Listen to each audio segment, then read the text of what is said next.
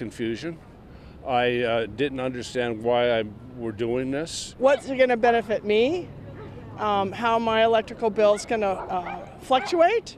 I noticed the SDG&E has gone up. Imperial Beach residents we spoke with have a lot of questions about mailers telling them they will now be receiving their power from San Diego Community Power, the nonprofit community energy utility. Customers are automatically enrolled and must opt out to stay with SDG&E. I'm going to still have to pay the original people I paid to begin with. So who are these people that are coming in here as interlopers? Imperial Beach will be the first city to be enrolled in the community utility. Soon, customers in Encinitas, La Mesa, Chula Vista, and San Diego will have the same decision to make. It's really hard for local government to communicate to its constituents what it's doing, even really, really good things for people. Dr. Stephanie Pincel is a professor at the Institute of the Environment and Sustainability at UCLA and an expert on these newer community choice aggregators. She says it's important communities making the switch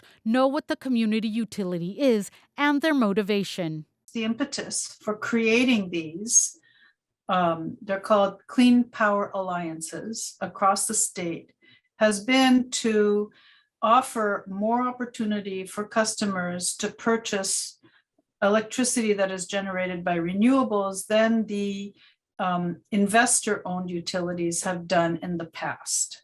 She says community aggregators buy more renewable power in bulk than reinvest in their program. You're not paying shareholders a revenue on the company, right, on your sales. So the investor-owned utilities generally pay their investors a rate of return of around 10%. If you have a publicly owned utility, they don't do that, right? It's publicly owned. Profit is not part of what you generate. But customers will be paying SDG&E because the utility owns the power lines and will be servicing them. The community utility pays a fee to use the lines and send power to their customers.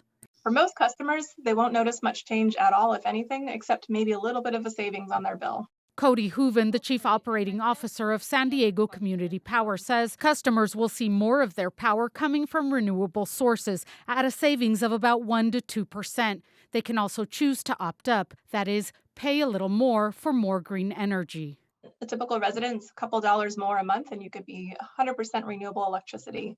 You can opt out of San Diego Community Power at any time without a fee, but SDG&E will charge a processing fee of $1.20 to return after the 60-day opt-out period and will not allow you to return to the public utility for a year.